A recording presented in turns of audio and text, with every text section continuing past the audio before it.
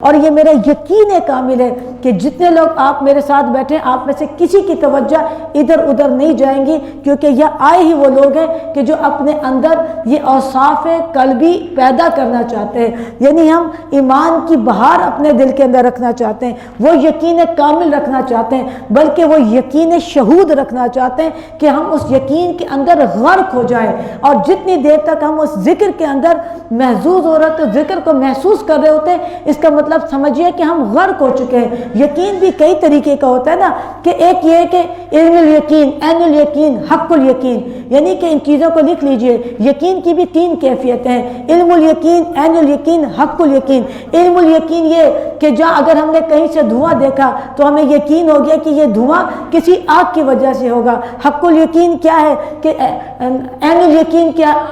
ہاں آنکھ سے دیکھا، یہ عین الیقین ہے۔ اور ہمارا یقین یہاں پر کیسا ہے؟ یہ اس یقین کی بات ہو رہی ہے کہ میں نے دیکھا تو مانا،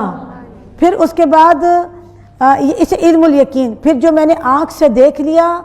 اور خواص کو چشم بصیرت سے میں نے کسی چیز کے نہیں، ابھی دھواں دیکھا تھا تو اس کا مطلب یہ ہے کہ کئی آگ جل رہی ہے،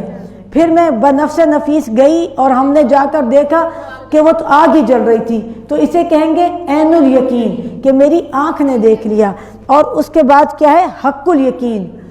دھواں دے، لیکن اس آگ کی تپش کو دیکھ کر آپ کو یہ یاد رہے کہ کوئی آخرت کی آگ ہے،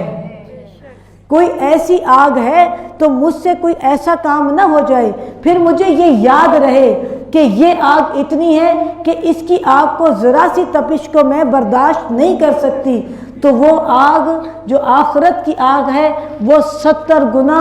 زیادہ گرم آگ ہے۔ یعنی یہ یقین رکھنا